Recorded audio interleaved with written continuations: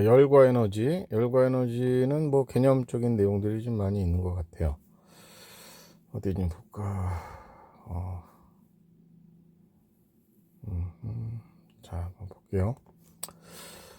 자, 이쪽에 주된 내용은 마찰이 존재하게 되면 역학적 에너지가 보존되지 않잖아요. 그쵸?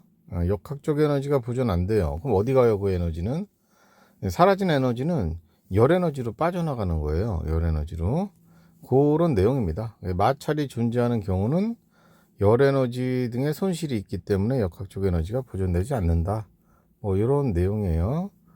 역학적 에너지가 보존되지 않는 예를 보시면, 번지 점프를 할 때 줄이 몇 번 튀어 오르다가 결국에는 멈추겠죠. 마찰이 있는 경우에요. 용수철도 결국에는 멈추고, 이거 전부 다 마찰이 있는 경우입니다.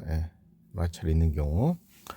자, 그런데 가로 2번에 보시면 에너지 보존이라고 되어 있죠. 마찰에 의한 열 에너지를 포함하면 총 에너지는 보존된다.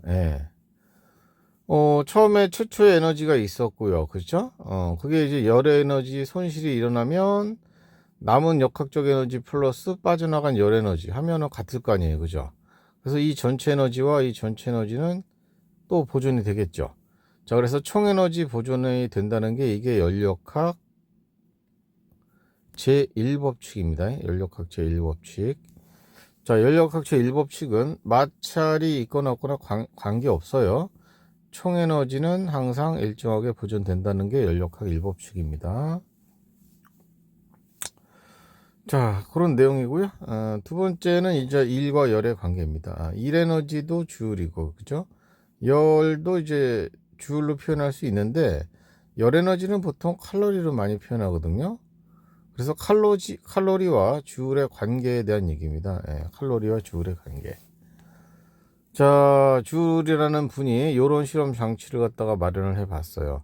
양쪽에 여기 추가 있는 거예요. 추가 이쪽이 내려가면 이쪽은 올라가요. 그런데 어쨌든 한쪽 추가 내려가면서 이 얘를 갖다 회전시키고 이쪽에 날개를 돌려요. 이렇게 돌려요. 물 속에서 날개가 돌면서 열이 나겠죠. 물의 온도를 올릴 거예요. 얘 내려가면 돌고, 그 다음에 올라간 니가 또 떨어지면서 너는 올리고 얘 돌리고, 그러면 또 물의 온도 올라가고. 자, 그래서 결국에 위치 에너지가 운동 에너지로 바뀌고 마지막에는 마찰에 의한 열 에너지로 바뀌고, 요렇게 보고 열 손실은 뭐 최대한 없다고 가정했을 때 일을 하게 되면 열이 발생을 해요. 근데 이게 두 개가 비례하겠죠. 이렇게 비례하겠죠.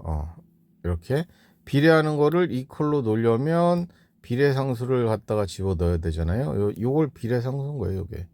요게 비례상수인 거예요. 요게 열의 일당량이라고 합니다. 그 명칭을. 자, 비례상수 제1을 열의 일당량이라고도 하고요. 요 일당량 값은 이렇게 표현됩니다. 요 표현은 1kcal가 약 4.2 곱하기 10의 3승 주라고 같다라는 뜻이에요. 다르게 표현하면 1칼로리가 4.2 주라고 같다 이런 뜻입니다.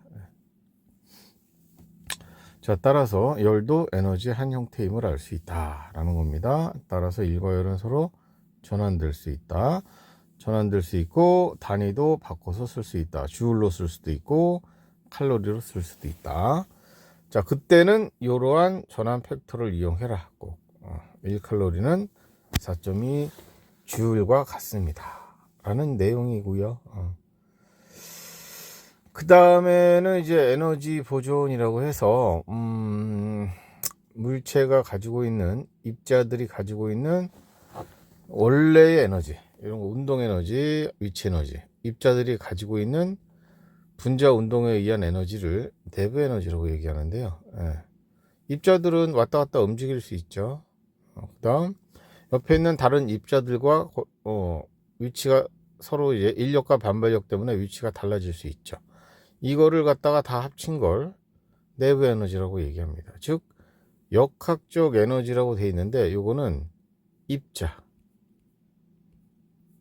입자의 역학적 에너지를 내부 에너지라고 얘기합니다.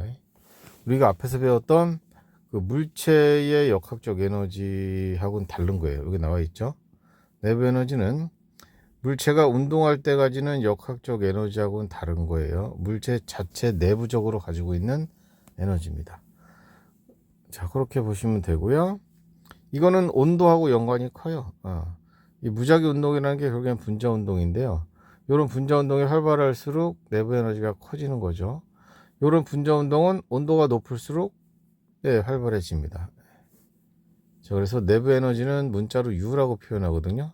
내부 에너지는 이 내부 에너지는 온도하고 관련이 있어요. 온도와 비례합니다. 이때 온도는 절대 온도, 섭씨 온도가 아니죠.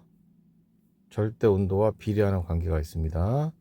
절대 온도는 섭씨 온도 더하기 273의 관계가 있죠.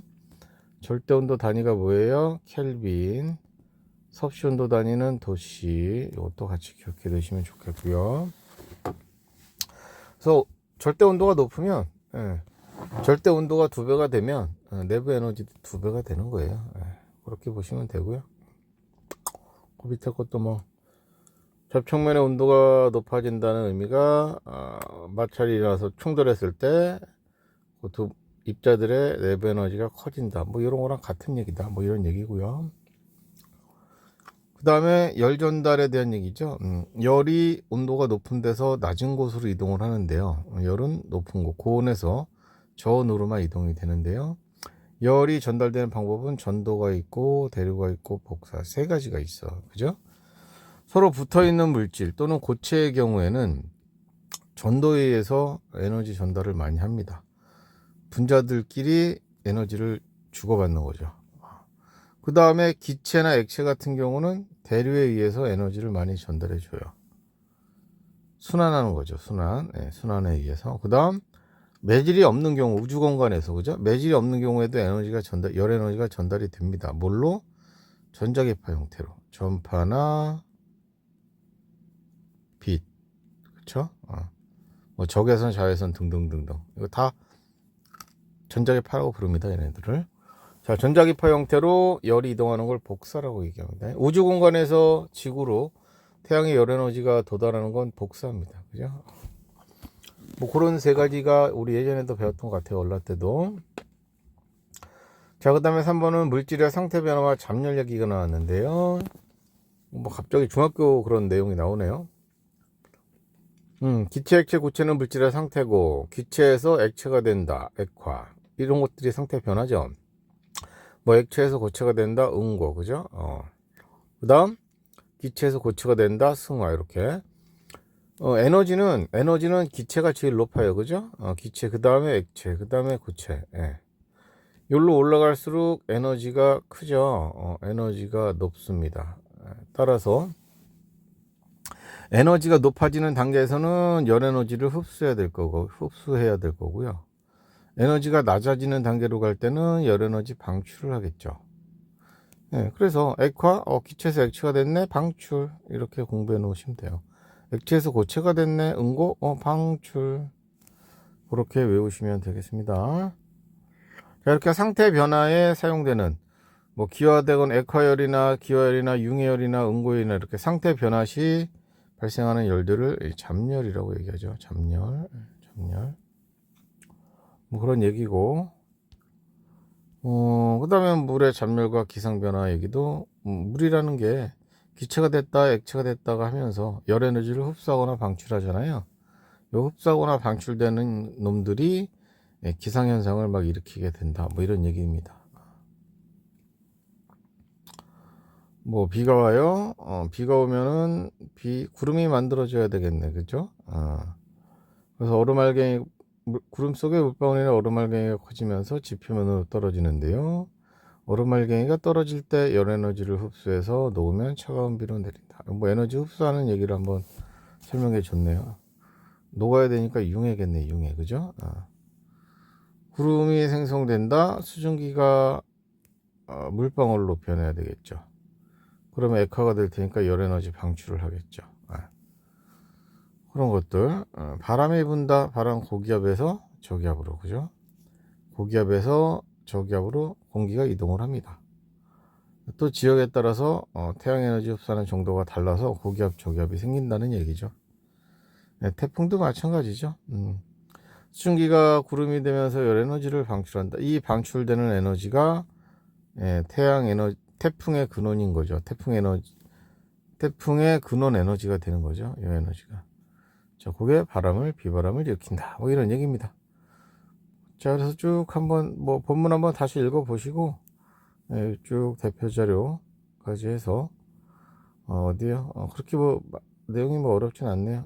실력 업까지 한번 풀어보시고, 또 질문하시기 바랍니다.